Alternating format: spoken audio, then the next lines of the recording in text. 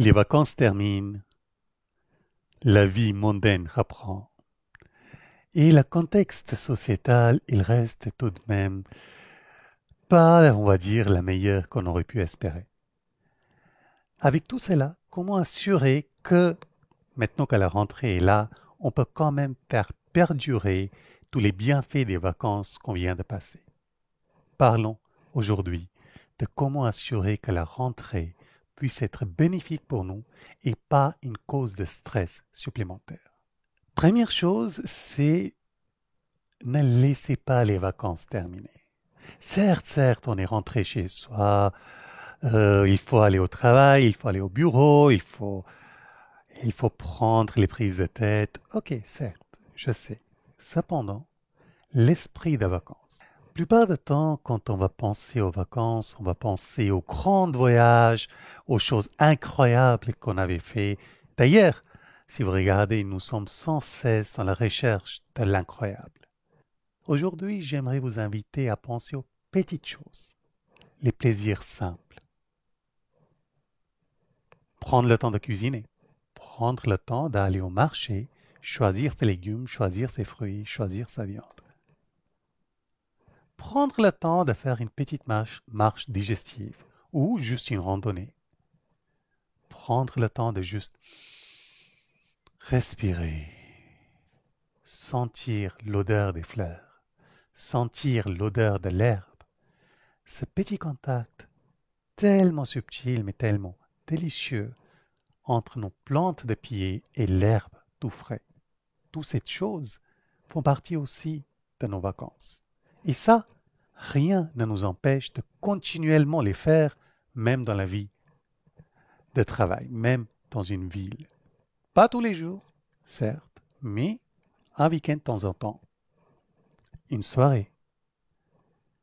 Prendre le temps de faire des choses qui nous apportent tant de plaisir et pourtant qui ne sont pas pour autant très difficiles à faire ou très chronophages. Le deuxième aspect, c'est tenir en compte nos doshas et, et les doshas de notre environnement. Alors pour ceux qui ne connaissent pas Ayurveda, les doshas, on peut les voir comme les humeurs du corps, mais c'est aussi les humeurs du climat, les humeurs du temps. Et en ce qui concerne la rentrée, on est en fin d'été, début d'automne.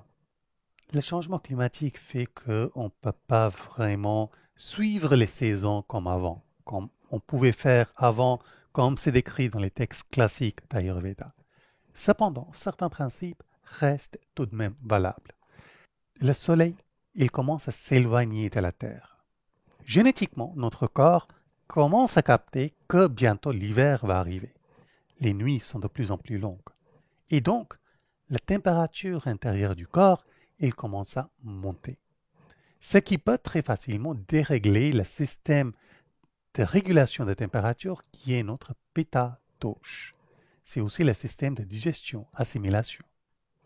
Pareil, le stress du travail, le stress du rentrée, les vents, euh, le fait qu'on bouge sans cesse, les écrans, tout cela aggrave Vata dosha qui est le principe de mouvement. Donc durant la rentrée, on a besoin de tenir en compte ces deux doshas en priorité parce que ce sont ces deux doshas qui sont quelque part la cause principale de la plupart des maux qu'on peut ressentir dans la société moderne.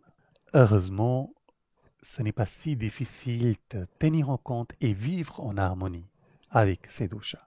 Vraiment, c'est tout simple. Ça demande juste quelques petits changements dans notre vie.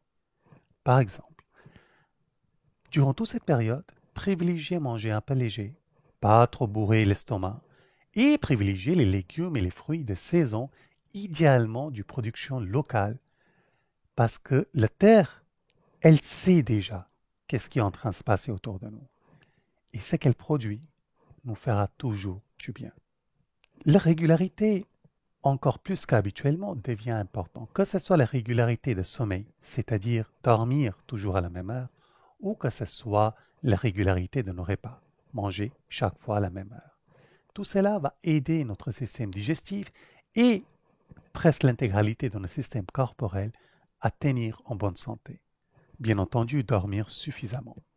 Croyez-moi, plus on est stressé, plus on se dit « Ah non, non, je ne peux pas aller au lit si tôt, j'ai tant de travail », et plus on réduit notre efficacité, on réduit notre capacité de pouvoir affronter au stress de la vie. Prenez le temps de vous reposer. Allez au lit, relaxez le corps, relaxez la mentale, dormez suffisamment. Et dernière chose, et celle-ci est effectivement un peu plus chronophage, prenez du temps pour vous. Quand on a beaucoup de travail, on se dit, là, je dois faire ça, je dois faire ça, je dois faire ça. Mes exercices physiques, ma méditation, bon, je les ferai demain. Demain, il y a encore d'autres impératifs qui viennent. Et après-demain, encore d'autres.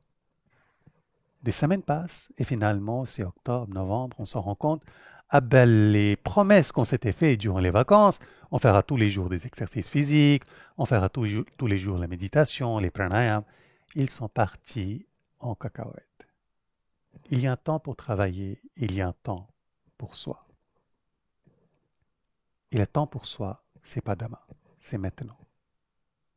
Et c'est maintenant, tous les jours.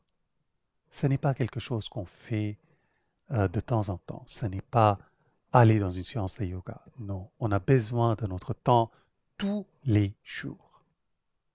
Sans faute. C'est aussi essentiel, parfois voire même plus, comme manger et boire. Il y a 3 piliers. Quand on parle de temps pour soi, il y a 3 piliers. Premier, c'est exercice physique, parce qu'il faut s'occuper de son corps. Dans cette période, les exercices physiques qu'on va privilégier en yoga seront plutôt ce qui se concentre beaucoup plus sur nos appuis, qui nous laisse le temps de respirer. Donc une pratique qui va rester plutôt doux, mais enracinée, avec beaucoup d'ancrage. Petit à petit, comme l'hiver va s'approcher, on va augmenter l'intensité. Cependant, là, tout de suite, la pratique va rester plutôt doux. Doux dans l'intensité physique, mais pas doux dans son effet sur nous. Deuxième pilier, c'est la respiration. Le fait de respirer déjà consciemment et aussi les exercices de respiration ainsi que les pranayams que nous pratiquons dans yoga. Typiquement, durant cette période, les exercices qui sont vraiment essentiels, c'est respiration complète, notamment avec la cage thoracique, c'est-à-dire la respiration thoracique, où on peut juste s'asseoir, s'allonger même, et inspirer, laisser gonfler le ventre et expirer aussi lentement qu'on arrive.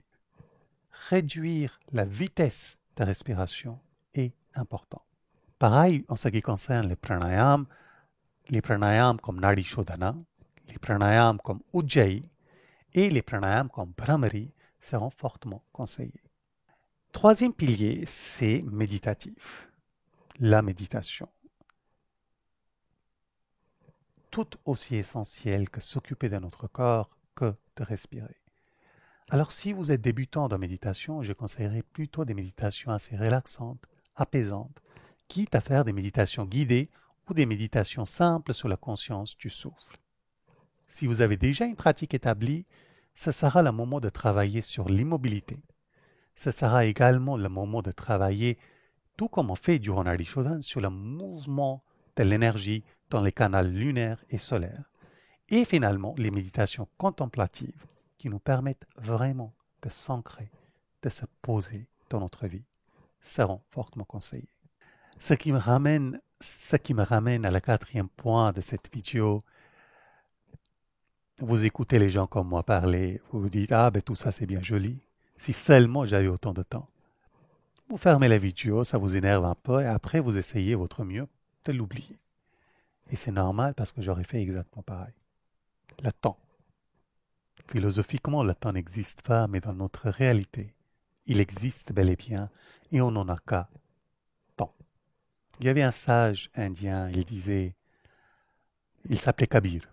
Donc, je pense que c'était vers 17e, 18e siècle. Il disait « Kal karega so aaj karega so ab, pal mein parle hoegi, bahuri karega kab ».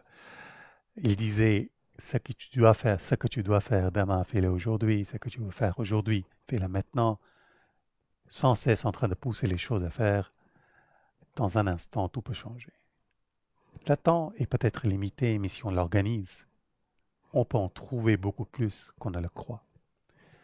Moi, personnellement, ce que j'aime faire, c'est prendre un peu de temps le dimanche pour planifier un peu mon semaine.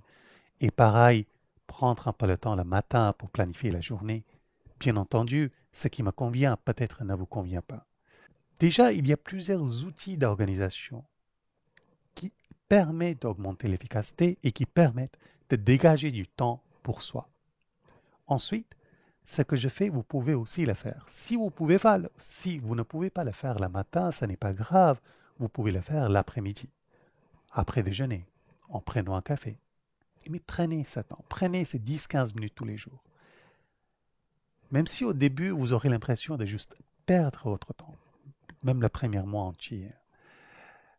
Petit à petit, une fois on commence à s'habituer à cette organisation, ou plutôt à cette capacité de s'organiser, les 15 minutes passées le matin finissent par dégager 2-3 heures dans la journée qu'on ne croyait même pas était possible. J'espère que ces conseils vous aideront à avoir une rentrée à la fois bien dans tous les sens du terme et à la fois paisible. Parce que se stresser encore et encore, vraiment, ça ne nous aide pas, tel que humain, tel que société. Si les questions vous viennent, n'hésitez pas à les poser dans les commentaires. Et bien entendu, si vous n'êtes pas encore abonné à la chaîne de Yoga Laboratorium, n'oubliez pas de cliquer le bouton pour vous abonner. Namaste.